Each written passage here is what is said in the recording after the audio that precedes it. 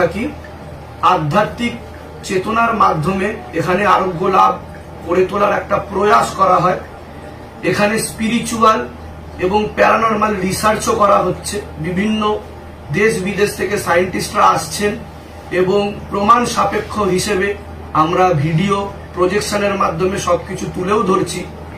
জগৎ কল্যাণের স্বার্থে আমাদের এই প্রয়াস, এবং আমরা চাইছি এখানে বিভিন্ন ধরনের এই প্রবলেমের মানুষরা আসেন, যাদের সাইকোলজিক্যাল প্রবলেম আছে, মেন্টাল প্রবলেম আছে, প্যারালাইসিস রুগী পেশেন্ট, এছাড়া বিভিন্ন রকমের প্রবলেম, সেগুলোকে আমরা লজিক্যালি সায়েন্টিফিক্যালি এক্সপ্লেন করার চেষ্টা করি সিদ্ধাম শ্রী গুরু পীরানন্দ ট্রাস্টের থেকে। সোম বুধ শুক্র শনি এখানে বসা হয়। এখানে ভিজিটিং চার্জেস বা কনসালটেশন চার্জেস কোনো কিছুই নেওয়া হয় না, ফ্রিতে অ্যাপয়েন্টমেন্ট দেওয়া হয়, কোনো ভিজিটিং চার্জেস বা কনসালটেশন চার্জেস লাগে না। তবে বাবার আদেশে যদি গৃহবন্ধন, জমি বন্ধন, কবজ কেউ যদি নিতে চায় তাহলে ন্যূনতম কিছু চার্জেস ধার্য করা হয়।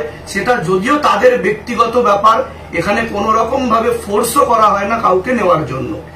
কারোর উপর যদি কোনো অশুভ শক্তির প্রভাব বা প্রয়োগ থাকে তা বিনা পয়সায়, সম্পূর্ণ বিনা মূল্যে ক্রিয়া করিয়ে দেওয়া হয়। এমনকি দেহবন্ধন পর্যন্ত বিনামূল্যে দেওয়া হয়। এছাড়া এখানে যে শক্তি চালনা করা হয়, যেমন ডাক্তাররা মেডিসিন দিয়ে থাকেন, সেগুলো তো কিনে খেতে হয়। এখানে আপনিও বাড়ি থেকে জল, তেল, ধূপ নিয়ে আসতে পারেন, এখান থেকে শক্তি চালনা করে দেওয়া হয় এবং এর মাধ্যমেই রুগীরা সুস্থ হচ্ছেন, ভালো থাকছেন এবং বিশ্বাসের সাথে বিশ্বাস জুড়ে সিদ্ধাম এগিয়ে চলেছে।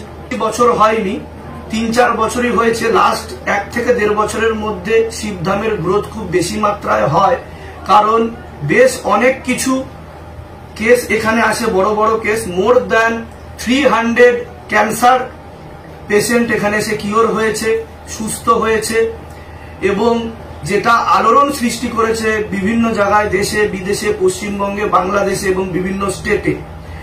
এছাড়া আমার সাধনা ছোটবেলা থেকেই, আমি সাধনা তপস্যার মধ্যেই ছিলাম।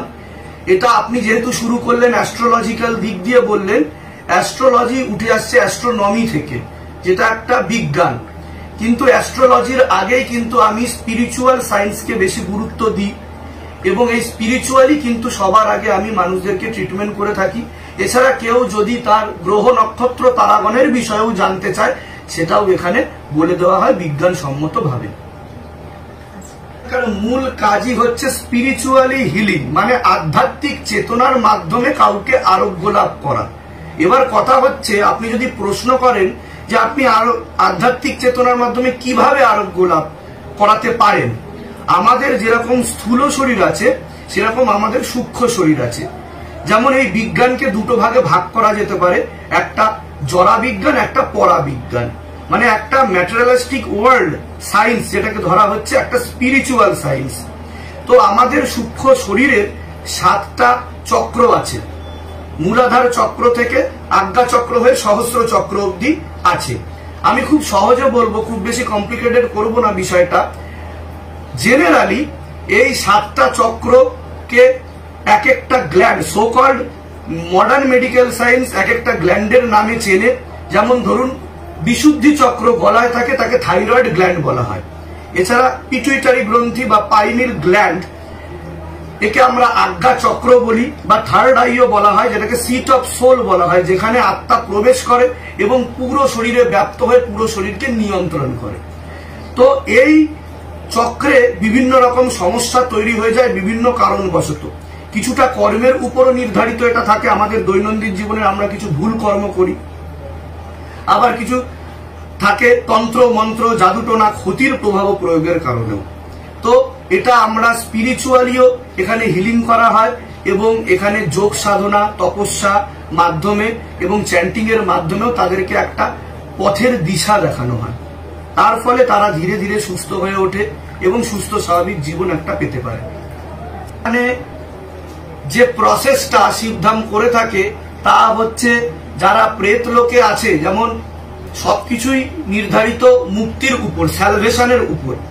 তা মুক্তি না হলে, মোক্ষ না হলে কোনো কিছুই সম্ভব হয় না, আধ্যাত্মিক চেতনায় উন্নতি লাভ করাও সম্ভব না। তো যাদের ভূত প্রেতের সমস্যা তৈরি হচ্ছে, আমি যদি বিশ্বাসী করে নিলাম যে ভূত প্রেত বলে কোনো কিছু জিনিস নেই, তাহলে আমরা ধরে নিতে পারি যে একটা পজিটিভ এনার্জি আছে, একটা নেগেটিভ এনার্জি আছে। তাহলে এই যে নেগেটিভ এনার্জি, সোকল নেগেটিভ এনার্জি, এই নেগেটিভ এনার্জিকে যদি আমরা সম্পূর্ণরূপে মুক্তি দিতে না পারি, স্যালভেশন না করতে পারি, তাহলে কি হবে, তা একই জায়গায় আটকে পড়ে থাকবে। তো আমরা একে মুক্তি দিয়ে সম্পূর্ণ যে রুগী আসছেন তাকেও আরোগ্য লাভ করছি, এবং তার উপর যে অশুভ শক্তির প্রভাব ও প্রয়োগ আছে তাকেও আমরা সম্পূর্ণরূপে মুক্তি দিয়ে লস অফ নেচার, যেমন আমাদের প্রকৃতির একটা নিয়ম রয়েছে, গভর্নমেন্টেরও একটা ল আছে, ঠিক সেরকমই লস অফ নেচারও আছে, প্রকৃতিরও একটা নিয়ম আছে। তো প্রকৃতির বিরুদ্ধে গিয়ে আমরা কোনো কাজ করি না, আমরা প্রকৃতির নিয়মেই তাদেরকে ভগবান পরমেশ্বর শিব শম্ভুর আদেশে তাদেরকে মুক্তি দিয়ে এখানে সকলকে জনকল্যাণেরও মুক্তি ঘটছে, ভূতপ্রেতদেরও মুক্তি ঘটছে। তো তার ফলে এর নাম হচ্ছে ভূত মুক্তি কেন্দ্র শিবধাম, কিন্তু আমাদের ট্রাস্টের যে নাম আছে তার নাম হচ্ছে শিবধাম শ্রী গুরুপীরানন্দ ট্রাস্ট। তোরা চেয়েছেন এবং ভক্তদের ডাকে, ভক্তদের আর্জিতে আমরা বিভিন্ন জায়গায় গিয়ে সেবা দিয়ে এসেছি এবং সেবা দিতেও যাচ্ছি। বর্তমানে আমরা বাঁকুড়াতে শিবধাম শ্রী গুরুপীরানন্দ ট্রাস্টের মাধ্যমে আমরা শিব মন্দির প্রতিষ্ঠা করার জন্য অনেকটাই এগিয়ে গেছি, অনেক দূর অব্দি পৌঁছে গেছি, আমাদের কাজও প্রায় শুরু হয়ে গেছে। এছাড়া বাংলাদেশের সিলেটেও কিন্তু আমাদের মন্দির নির্মাণ প্রকল্প শুরু হয়ে গেছে। এছাড়া বীরভূমেও আমাদের কাজ শুরু হয়ে গেছে, এবং এখানে দমদমেও কিন্তু খুব তাড়াতাড়ি আপনারা যেখানে বসে আছেন সেখানেও মন্দির নির্মাণ প্রকল্প শুরু হচ্ছে, এবং ভারতবর্ষ এবং পৃথিবীর বিভিন্ন জায়গায় কথাবার্তা চলছে। আমরা সকলকে এই যে পরম্পরা, যে পরম্পরাটা কালক্রমে ছিন্ন হয়ে গেছে, এই পরম্পরাটাকে ফিরিয়ে আনার জন্য, কারণ বর্তমানে কেউ শিব পুরাণ পড়ছে না, কেউ আমাদের যে একটা মুনি ঋষিরা যে গ্রন্থ দিয়ে গেছেন, বেদ বেদান্ততে যা লেখা আছে তার ফলো করা হচ্ছে না।